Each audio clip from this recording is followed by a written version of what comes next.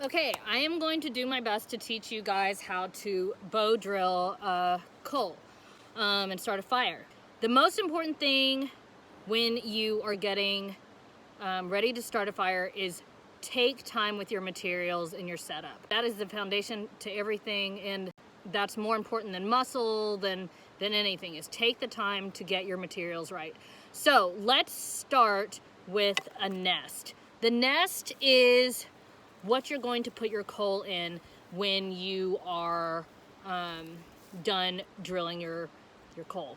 You want to find, so this is mine, but what you'll do is you'll go around and look for dry materials. Here, what we've got are like dry leaves. I used this for mine. And you crinkle them up and you've got this fine, really dry material, and that is the magic. That is what you need to use to light your flame. Okay, so I'm gonna leave that here. Hopefully where you are it's not windy and it doesn't blow away. If not, you're just gonna have to hold it with you. Okay, next is you want long leaves of grass like this, dead, dry, because that's gonna help you weave like a little nest and put it in a little circle and like a wreath. Okay. Okay, and also I used, see this dead tree stump? It's got this really fine, is that showing? It's got this really fine dry wood pretty much, and that is magical fire powder. So I take that. I also used this moss. I'm not really sure if it's the best. It might be fire retardant because it took a long time for my little coal yesterday to catch. And I thought it was gonna catch really fast because, I don't know, it's dead and it's little, but didn't. And let's make this nest. Okay, here we go. All right, so probably gonna have to do this again because now it's all over the place. Ah, the wind.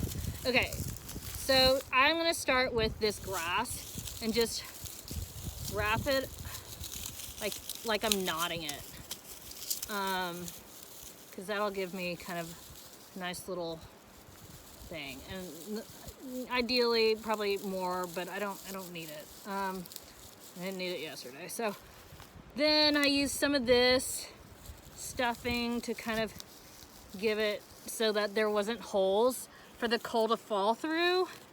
And also I know that it's flammable, or I'm pretty sure it's flammable. It might have been what was so fire retardant yesterday, but at least it's like filling up the holes so the coal doesn't fall through. I'm repeating myself. Okay, so gonna need more grass, probably. And some people are like artists when they make their nests. I am just like always so excited to just get to work on drilling that this is, to me, is a pain in the ass to make the nest. But it can be, I mean, it's kind of fun, whatever. Okay, it's staying together enough. Okay, so got my nest. Now I'm gonna take this dead powdery stuff that I found in the tree and put it in the middle. This is some bark, I might as well just put it in there too. And the dead leaves. That, you know, it's gonna be really smoky at first, but that is gonna be what catches. Okay, and the small stuff is what's really important. Some people like have a hard time just starting a campfire, and they think that they can just like put sticks on top of each other and like light a match. And it's like, no, you gotta make tiny little stuff first. And the little stuff catches, You want the little stuff to catch onto the big stuff. So if you don't learn how to make a little coal today, at least try to learn how to make a campfire. Start with a match or a lighter, at least. You want to learn how to, it's good to know how to start a fire, guys. Okay.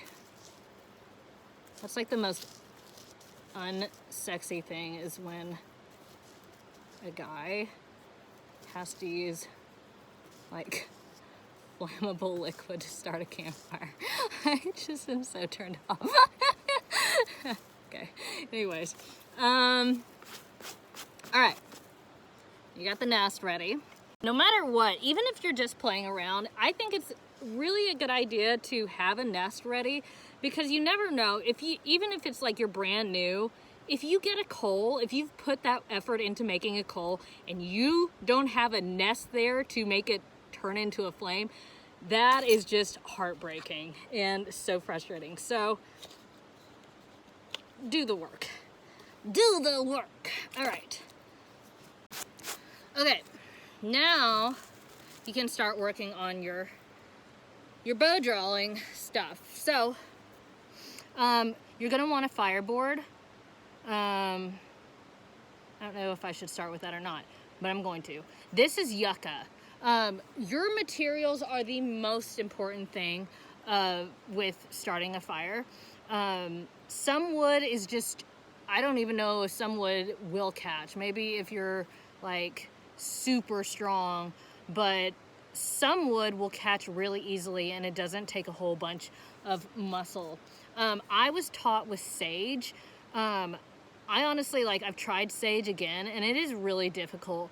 It just takes a lot of work. I've found that yucca works really well. It's just a really kind of, it almost feels like it's got air in it. It's really light. It's dry, so it's easy to work with, but also, to make your shapes and your niches, but it's also, it catches really well. I also, when I was taught, I used a piece of sage that was about this thick, and I have no idea how. We were forced to make 5 coals before bed. I don't know how I did it, but this is way easier. And it's just, I think it's always going to be a trial and error thing, finding the best materials, changing up your combination. And that's what's great about learning how to make fire, is that it teaches you to try different things and always be kind of tinkering with things to make things easier for you and better. Okay, so we've got our fireboard. In order to make our fireboard, I want something long enough so I can put my foot on it, and also long enough so you can have your niches. So it's gonna be like this when you're going, and then you want your niche, well, on the other side, but yeah. And I made it flat by, I think I put my knife here and hammered it, and it was so thin that it just split so that it was flat, if that makes any sense. And then you're going to eventually get this, but to start, you're going to drill your knife in and start making an indentation. See, I've already started here. And then you're going to want a spindle. So this is also yucca. Yucca, is this green pointed tree, and then has one stem of this, sometimes two, with I don't know, I think eventually it has flowers, but they die, and then it has this dead stick in the middle of this green pointed bush. That stick is what I like and look for, and then you find maybe this much of the stick lengthwise, and you want it maybe about a finger width to use. And once you cut off your piece that you're going to use, you might want to shave it down to to be smooth. You want it as straight as possible. And then you're going to shave it like a pencil point. Not necessarily that sharp, but that kind of shape. So I am using Benchmade bushcraft knife. I love it. It helps to have a knife that you really like, and that works well. Okay, so I got it really sharp just because this is a new niche.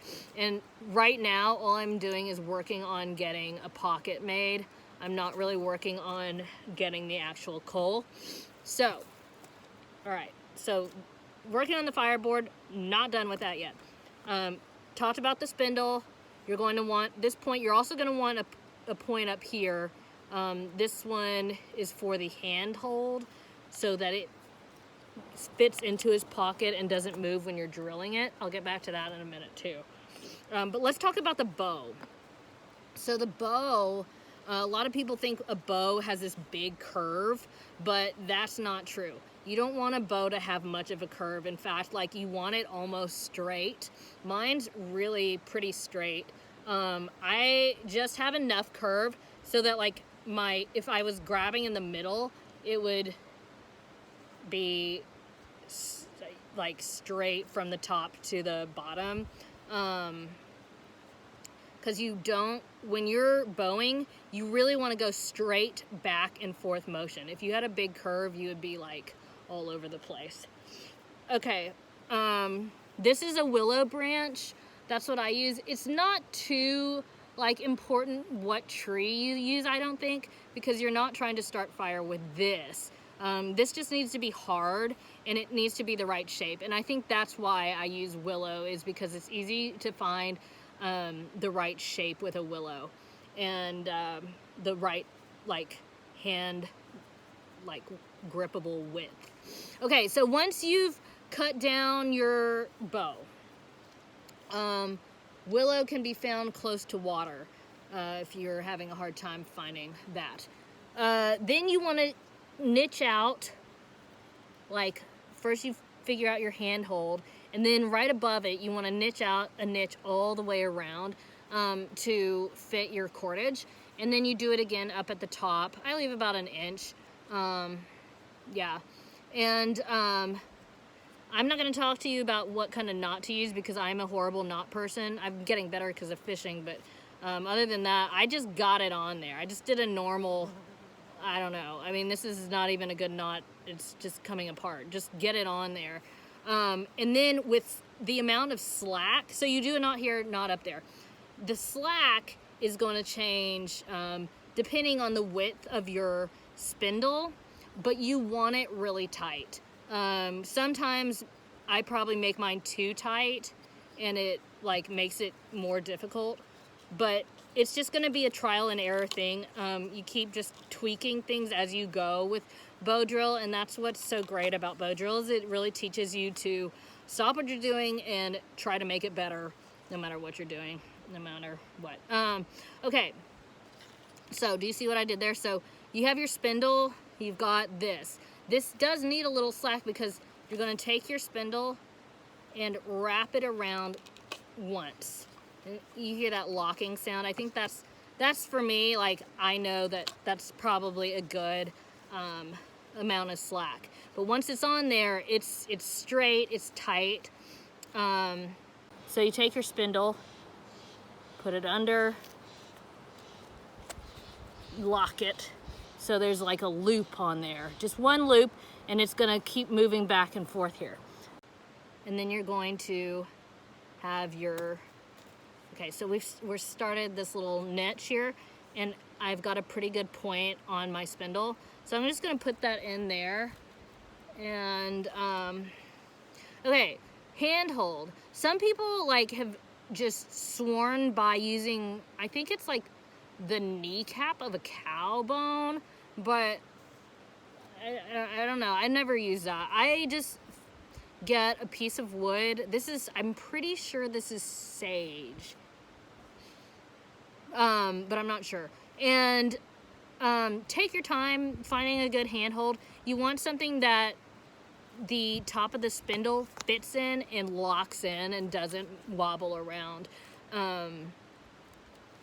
And yeah, so I've just used this, and it started making, you know, almost like it's another fireboard. Made a little niche for it to fit in, and as I was drilling, it started to make a nice little pocket.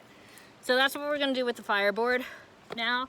So how you set up here is just same way that you would set up to start to drill your coal, your bow, whatever. I don't know. My English is horrible, and I'm an English speaker, whatever.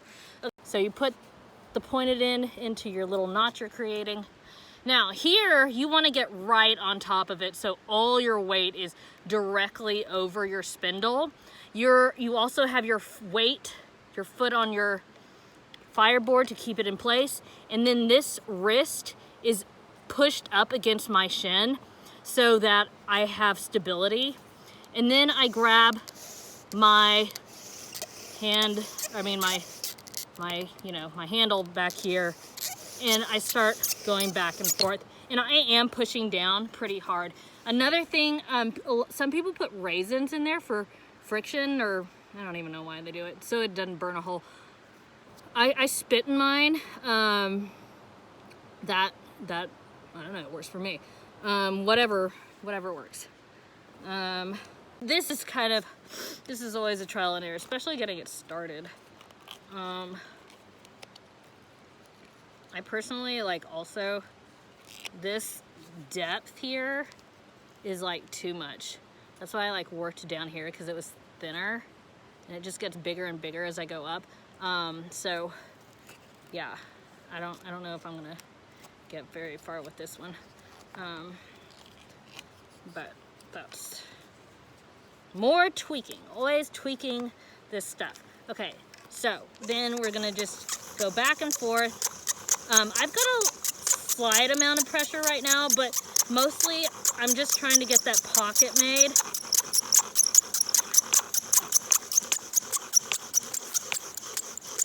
And, well, it's smoking too, but that's fine, that's good. So it's getting bigger, and I might even continue to give it this gives it more friction. Also with your handhold, this gets hot, so I spit right in the middle of that.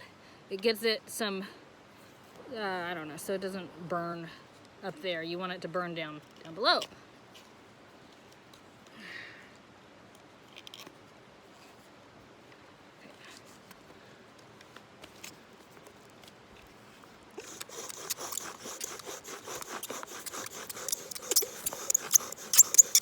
And I am shaking a lot, so I could probably tweak that by coming up closer and moving so I'm not shaking as much. So all these little things, tweaking that's really gonna help you become more proficient at making a coal. All right, let's say we've made our pocket and we're down to here, so that it's a nice pocket, and that's even pretty wide. Eventually you've used your pocket so much you have to start over anyways. So let's say that you made your pocket. Now you want to make a little keyhole. See that? And that is so air can get to your coal so that it can light, and also it's so your coal can drop down after it's made into a little pile on the ground. For some reason, mine don't ever do that. Probably because I don't make my niches in deep enough. And it just gets stuck right in the middle, and it works. But ideally, you want it to drop into the keyhole. I don't know why it didn't work. Whatever. Okay, so now we start cutting this little keyhole, and you just go in. And then you turn it around, and you don't cut yourself. Well, me, I just do all the things wrong and just cut toward myself, but don't do that. Yeah.